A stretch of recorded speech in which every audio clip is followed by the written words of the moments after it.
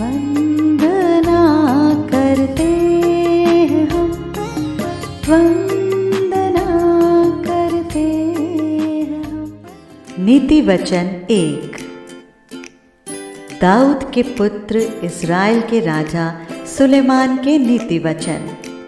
इनके द्वारा पढ़ने वाला बुद्धि और शिक्षा प्राप्त करे और समझ की बातें समझे और काम करने में प्रवीणता और धर्म, न्याय और निष्पक्षता की शिक्षा पाए, कि भोलों को चतुराई और जवान को ज्ञान और विवेक मिले, कि बुद्धिमान सुनकर अपनी विद्या बढ़ाएं और समझदार बुद्धि का उपदेश पाएं, जिससे वे नीति वचन और दृष्टांत को और बुद्धिमानों के वचन और उनके रहस्यों को समझें। यहोवा का भय मानना बुद्धि का मूल है।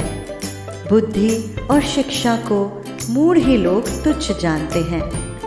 हे मेरे पुत्र, अपने पिता की शिक्षा पर कान लगा और अपनी माता की शिक्षा को न तज, क्योंकि वे मानो तेरे सिर के लिए शोभायमान मुकुट और तेरे गले के लिए कंठमाला होगी।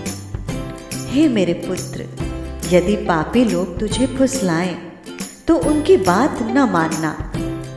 यदि वे कहें हमारे संग चल कि हम हत्या करने के लिए घात लगाएं, हम निर्दोषों की ताक में रहें, हम अधोलोक के समान उनको जीवता, कब्र में पड़े हुओं के समान नमूचा निगल जाएं, हमको सब प्रकार के अनमोल पदार्थ मिलेंगे, हम अपने घरों को लूट से भर लेंगे। तू हमारा साझी हो जा, हम सबों का एक ही बटुआ हो। तो हे मेरे पुत्र, तू उनके संग मार्ग में न चलना, वरन उनकी डगर में पांव भी न रखना, क्योंकि वे बुराई ही करने को दौड़ते हैं और हत्या करने को फुर्ती करते हैं।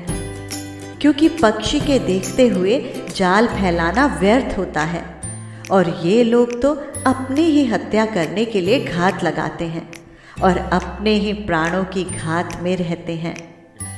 सब लालचियों की चाल ऐसे ही होती है, उनका प्राण लालच ही के कारण नष्ट हो जाता है।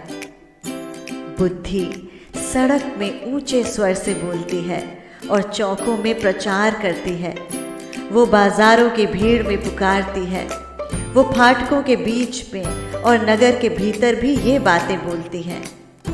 हे भोले लोगों, तुम कब तक भोलेपन से प्रीति रखोगे? हे ठट्ठा करने वालों, तुम कब तक ठट्ठा करने से प्रसन्न रहोगे? हे मूर्खों, तुम कब तक ज्ञान से बैर रखोगे? तुम मेरी डांट सुनकर मन फिराओ। सुनो, मैं अपनी आत्मा तुम्हारे लिए उंडेल दूंगी, मैं तुमको अपने वचन बताऊंगी। मैंने तो पुकारा परंतु तुमने इनकार किया, और मैंने हाथ फैलाया परंतु किसी ने ध्यान न दिया। वरन तुमने मेरी सारी सम्मति को अनसुनी किया और मेरी ताड़ना का मूल्य न जाना।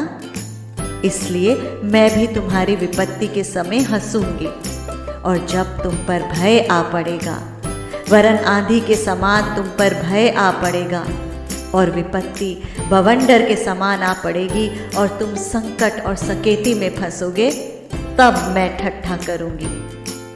उस समय वे मुझे पुकारेंगे और मैं ना सुनूंगी। वे मुझे यत्न से तो ढूंढेंगे परंतु ना पाएंगे, क्योंकि उन्होंने ज्ञान से बैर किया और यहोवा का भय मानना उनको न भाया। उन्होंने मेरी सम्मति न चाही, वरन मेरी सब ताड़नाओं को तुच्छ जाना। इसलिए वे अपनी करनी का फल आप भोगेंगे और अपनी युक्तियों के फल से अघा जाएंगे। क्योंकि भोले लोगों का भटक जाना उनके घात किए जाने का कारण होगा, और निश्चिंत रहने के कारण मूढ़ लोग नष्ट होंगे। परंतु जो मेरी सुनेगा वो निडर बसा रहेगा और बेखटके सुख से रहेगा। परमेश्वर के पढ़े जाने पर आशीष हो। आमीन।